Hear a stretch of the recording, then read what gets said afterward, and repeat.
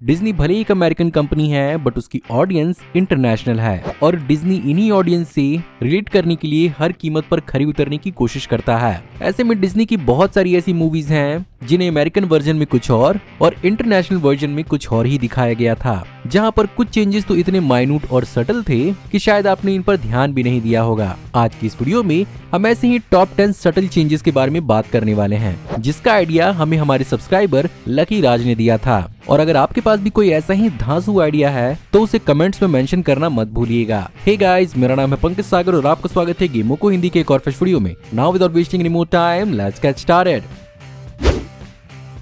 Disney की franchise toy story दुनिया के हर एक रीजन के बच्चों के लिए काफी इमोशनली रेलेवेंट होती है, लेकिन इसे अमेरिकन ऑडियंस के लिए और भी ज्यादा रेलेवेंट करने के लिए इस मूवी के एक स्पेसिफिक सीन में जहां पर बज को बेसिकली अपनी टीम को एक मोटिवेशनल स्पीच देते हुए दिखाया जाता है, वहां पर उसके पीछे एक अमेरिकन फ्लैग को लहराता हुआ दिखाया गया था, जहां पर इसे बहुत ही फनी तरीके से अमेरिकन पेट्रियोटिज्म से जोड़ा जा रहा था। बट ऑफ कोर्स डिज्नी जानती है कि उसकी ऑडियंस दुनिया भर में है और बाकी सबसे जुड़ने के लिए यहाँ पर अर्थ की ग्लोब और फायर वर्क्स का इस्तेमाल किया गया था, जिसे मेरे ओपिनियन में अगर डिज्नी शुरू से ही करता तो शायद ये ज्यादा सेंस बनाता।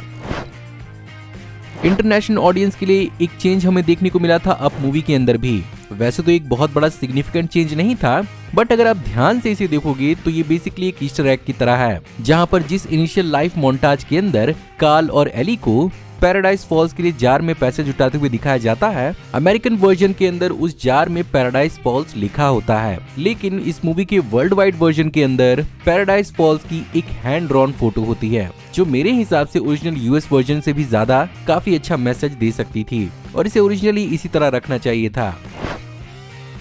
डिज्नी पिक्सार की प्लेन्स कार्स की सिनेमैटिक यूनिवर्स का पार्ट थी, बट अपने दम पर ये उतना सक्सेसफुल नहीं हो पाई थी। बट इस मूवी के अंदर एक बहुत ही सिग्निफिकेंट डिफरेंस था जो कंट्री टू कंट्री अलग दिखाया गया था, जहां पर ओरिजिनल मूवी के अंदर जूलिया लुइस ड्रेफस ने रोशेल को प्ले किया था, वही जो मार्वल सिनेमैटिक यूनिवर्स के अंदर वैलेंटीना एलेग्रा दे फोंटेन का रोल प्ले कर रही हैं। अमेरिकन वर्जन्स के अंदर इस कैरेक्टर को फ्रेंच कनेडियन दिखाया गया था और इसे पिंक फॉर्म में दिखाया गया था, लेकिन वहीं जर्मनी में इसे जर्मन फ्लैग के साथ दिखाया गया, ब्राजील में इसे ब्राजीलियन लुक और फ्लैग के साथ दिखाया गया, वहीं पर रशिया और ऑस्ट्रेलिया में भी इसे अपने रिस्पेक्टिव फ्लैग्स के साथ दिखाया गया। अब ऑफ कोर्स इसे इंडिया में शायद इसीलिए लोकलाइज करके नहीं दिखाया गया क्योंकि इसमें ऑलरेडी इंडियन कैरेक्टर ईशानी को यहाँ पर प्रियंका चोपड़ा ने अपनी आवाज दी थी। ऑफ कोर्स प्लेन्स ने अगर चेंजेस किए थे तो यहाँ पर डिज्नी पिक्सार की कार्स फ्रेंचाइजी ने भी बहुत सारे चेंजेस किए हैं, जहाँ पर स्पेसिफिकली कार्स 2 मूवी के अंदर जब लाइटनिंग मक्वीन अपनी इंटरनेशनल रेसेस को करता है तो वहाँ पर में कई सारे इंटरनेशनल सेलिब्रिटी कार्स को दिखाया जाता है। अब ऐसे में अलग अलग रीजन्स के हिसाब से इन्हें चेंज किया गया था, जैसे कि स्पेनिश वर्जन में जेफ को प्ले किया था फर्नांडो अलोंसो ने, जो कि 2 टाइम फॉर्मूला 1 वर्ल्ड चैंपियन रह चुके हैं। वहीं पर इस मूवी के चाइनीज वर्जन के अंदर लॉन्ग गी ने इस कैरेक्टर को वॉइस दिया था, जिसमें इस कैरेक्टर को रेड कार के रूप में दिखाया गया था चाइनीज फ्लैग के साथ, और बाकी वर्ल्ड वाइड के लिए एक येलो कॉर्वेट का इस्तेमाल किया गया था।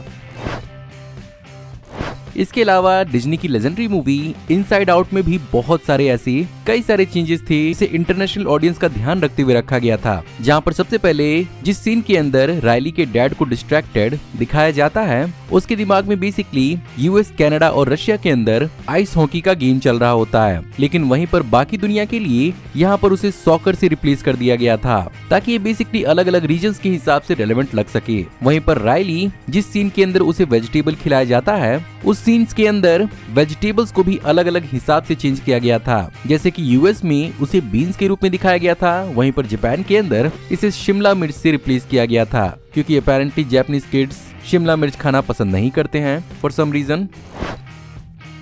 डिज्नी की मोआना सीरीज अपने सब्जेक्ट मैटर को लेकर काफी ज्यादा बेहतरीन साबित हुई थी, जहां पर इसने क्रिटिकली और बॉक्स ऑफिस पर बहुत ही अच्छा परफॉर्म किया था, बट इसका नाम बेसिकली काफी ज्यादा कंट्रोवर्शियल था यूरोप के अंदर, जिसके कारण कई सारे यूरोपियन रीजन्स के अंदर इसे मोआना के बजाय ओशियाना बुलाया गया था। रीजन इसके पीछे बहुत ही स्पेसिफिक है, क्योंकि यूरोप में एक एडल्ट स्टार है जिनका नाम मोआना है, जिसके कारण इस नाम को चेंज किया गया, क्योंकि इस मूवी को बच्चों की तरफ डायरेक्ट किया गया था। इसके अलावा जब बात टाइटल चेंज की आई है तो सिर्फ मोआना नहीं बल्कि डिज्नी की सुपर हिट कोको मूवी को भी चेंज किया गया था, जहां पर ब्राजील में कोको का मतलब टट्टी होता है, जिसके कारण ब्राजील में इसको स्पेशल टाइटल दिया गया वीवा के नाम से। इसीलिए मूवी के अंदर मामा कोको को मामा वीवा बुलाया गया था। रैकेट रैल्फ वीडियो गेम्स की दुनिया को लेकर एक बहुत ही बेहतरीन होमाज थी, लेकिन इसमें भी यहाँ पर एक बहुत ही छोटा सा चेंज किया गया था, जिसमें कैरेक्टर मिंटी जैकी को जापानीज वर्जन के अंदर मिंटी साकुरा में बदल दिया गया था और उसे ट्रेडिशनल पिंक किमोनो पहने हुए दिखाया गया था। मॉन्स्टर्स यूनिवर्सिटी मॉन्स्टर इंक का एक काफी बेहतरीन प्रीक्वल साबित हुई थी और इस मूवी के अंदर बहुत सारे रीजन हमें एक्सप्लेन किए गए थे कि आखिर क्यों रैंडल एक्चुअली ओरिजिनल मूवी के अंदर एक विलन बना था, बट इस मूवी के अंदर उसका कैरेक्टर कुछ ज्यादा ही अलग था और बेसिकली उसके विलन आर्क की शुरुआत थी, जहां पर एक सीन के अंदर रैंडल को बेसिकली कपकेक्स बेक करते हुए दिखाया जाता है और उसके ऊपर उसने बी माई पाल करके अलग अलग लेटेस्ट वाले मफिन बनाए होते हैं। इंटरनेशनल ऑडियंस के लिए इन अलग अलग लेटर्स को स्माइलीज के साथ रिप्लेस कर दिया गया था, जहां पर एक सीन के अंदर ये मफिन्स रैंडल के फेस में जाकर चिपक जाते हैं और लेम को स्पेल करते हैं, जिसके कारण स्माइली फेस वाला आइडिया दुनिया भर की ऑडियंस के लिए काफी सही था।